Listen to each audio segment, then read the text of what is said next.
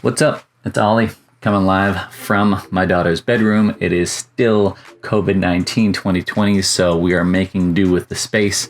In this video, I want to talk specifically about Weddingwire. Is it worth the money? That's the big question. So in 2020, you're marketing yourself. Maybe you had a marketing plan coming into this year, and that's probably wildly different.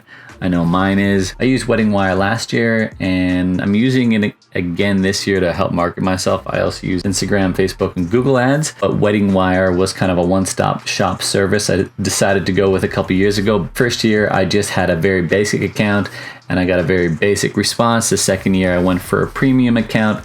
And if you're interested what that looks like, I'm going to share that information with you right here to help inform you whether or not it is worth the money. So I pay for the gold membership. That costs me 3,150 Canadian dollars a year, and that gets billed to me monthly at $262.49 a month. That's my marketing cost to use Weddingwire. I invested $3,000. What did I get back? Here is my highlights for 2019. It says in 2019 I received 1,345 profile visits. I got 40 direct leads, and I got 6 Weddingwire brides who marked that they booked me.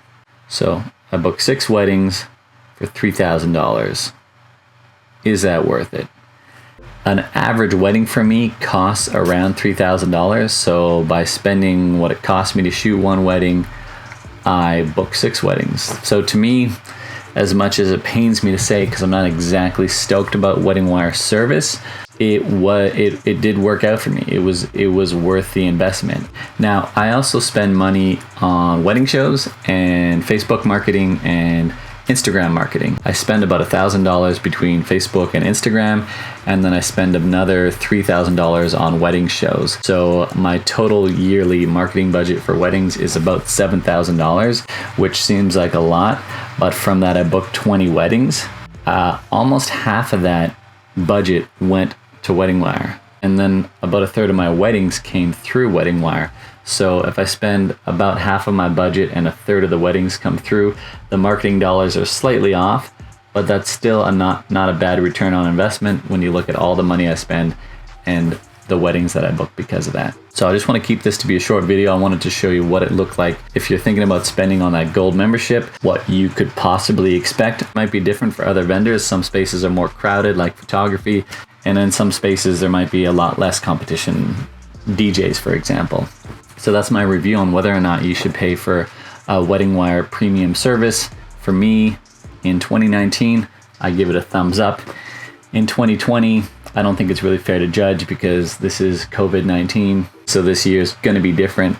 But so far, it's been unfortunately good. So I'm going to review some of my other marketing strategies for wedding videography, specifically what I'm doing now in 2020 during this bizarre time.